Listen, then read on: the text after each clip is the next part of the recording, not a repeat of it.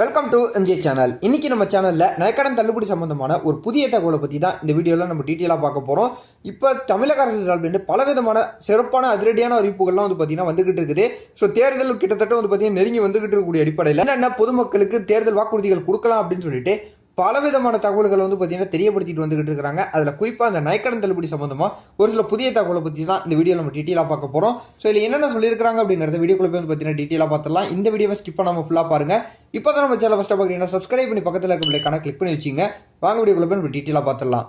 இந்த நகைக்கடன் தள்ளுபடிக்கான அறிவிப்புகள் வந்ததுக்கு அப்புறமா பார்த்தீங்கன்னா பல மக்கள் குற்ற வங்கிகளை நோக்கி பார்த்தீங்கன்னா போய் நகைக்கடன் வைக்க ஆரம்பிச்சிட்டாங்க.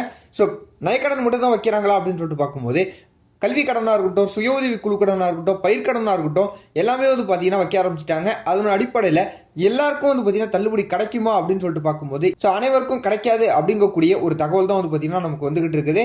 ஸோ ஒவ்வொரு சில தகுதி கட்டுப்பாடுகளுக்கு உட்பட்டவங்களுக்கு மட்டும் தான் பார்த்தீங்கன்னா தள்ளுபடி பண்ணுவாங்க. குறிப்பாக அதில் நகைக்கடன் எடுத்துக்கும் போது பார்த்தீங்கன்னா இப்போதைக்கு ஆளுங்கட்சியில் இருக்கக்கூடிய டிஎம்கேலேருந்து என்ன சொல்லியிருக்கிறாங்க பார்க்கும்போது 3 சவரனுக்கு உட்பட்ட நகைக்கடன் தள்ளுபடி கிடைக்கும் அப்படின்னு சொல்லிட்டு சொல்லியிருக்கிறாங்க. ஸோ இது அனைவருக்கும் கிடைக்கும் அப்படின்னு சொல்லிட்டு ஒரு வாக்குறுதியில் பார்த்தீங்கன்னா தெரியப்படுத்தல.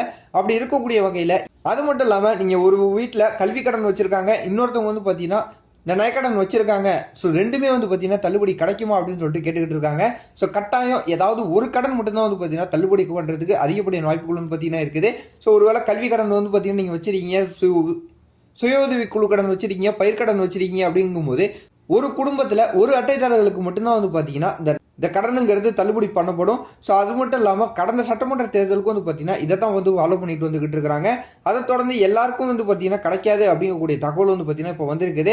ஸோ எனவே எப்படி இருந்தாலும் தேர்தலுக்கு அப்புறம் பார்த்தீங்கன்னா ஸோ நிதி பார்த்தீங்கன்னா இருந்தது அப்படின்னா அனைவருக்கும் தள்ளுபடி பண்ணுறதுக்கும் அதிகப்படியான வாய்ப்புகள் பார்த்தீங்கன்னா இருக்குது. ஸோ இப்போதைக்கு நிதி பற்றாக்குறை காரணமாக ஒரு சில தகுதி கட்டுப்பாடுகள் கட்டாயம் பார்த்தீங்கன்னா இடம்பெறதுக்கு அதிகப்படியான வாய்ப்புகள் பார்த்தீங்கன்னா இருக்குது.